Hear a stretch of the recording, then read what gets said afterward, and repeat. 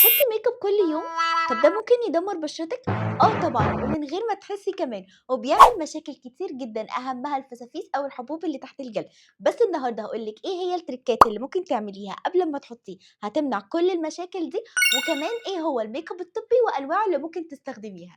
بس الاول عايزاكي تعملي سبسكرايب عشان تنضمي لعيلتنا. لما بتستخدمي الميك اب كل يوم بيطلع فسافيس او حبوب تحت الجلد، وده معناه انسداد مسام، لان الميك اب بتاعك مش طبي، فيه زيوت ومواد تقيله على مسام بشرتك فبتقفلها وبتظهر بالمنظر ده. حلها انك تستخدمي ميك اب خفيف مفهوش اي مواد تقيله بتسد المسام، ويكون مكتوب عليه نون كوميدوجينيك، او ميك اب طبي زي كونسيلر زير او فاونديشن ميبيلين.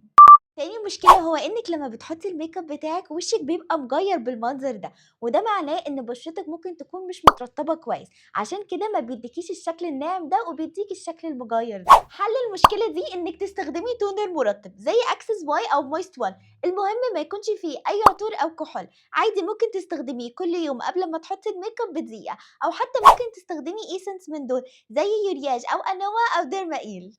أو حتى يا ستي ممكن تستخدمي برايمر طبي، بس أهم حاجة ما يسدش المسام، ولو عايزة رأيي الشخصي التونر أحسن. تالت مشكلة هو إنك بتستخدمي ميك اب ووتر بروف كل يوم. ليه مشكلة؟ علشان أنواع الميك اب ده أصلا بتبقى قواعدهم زيوت ومواد تقيلة جدا على مسام بشرتك، فهتقفل المسام وهتعمل كل المشاكل اللي قلنا عليها دي، وهنلف في نفس الدايرة. طب حلها إيه المشكلة دي؟ أيوه سمعتِك، وهو إنِّك تستخدمي الmakeup waterproof للمناسبات والأوقات الطويلة، وتخلّي الmakeup العادي تستخدميه كل يوم.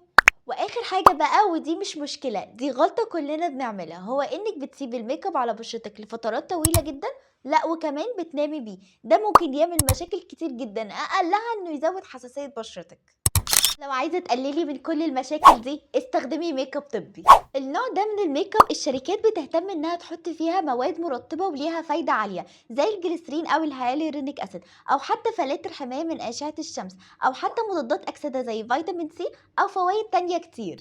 يعني اكنه منتج تجميلي وفيه فوائد كتير قوي ومفهوش اي مادة بتسد المسام او تعمل تهيج او التهابات لبشرتك. طب ده ممكن تحطيه على بشرتك كل يوم؟ طبعا، زي دير او انفينيتي او كولاجرا او فيت مي لاين من ميبيلين او فيشي او اماندا. كل دول شركات بتطبق فكرة الميك اب الطبي، سواء كان فاونديشن او كونسيلر او باودر بكل انواعه. ده هيضمن انه ما يعملكيش اي مشاكل وتستخدميه كل يوم عادي. بس اهم حاجة بقى اعملي الحلول اللي قلتلك عليها واهتمي بنظافة بشرتك، والميك اب اليومي مش هيعملك اي مشكلة. لو عايزة فيديو تاني عن تريكات الميك اب اللي تحافظ على بشرتك اكتبيلي في الكومنتس، وما تنسيش السبسكرايب وتفعلي الجرس عشان توصلك كل الفيديوهات الجديدة. اشوفكم الفيديو الجاي.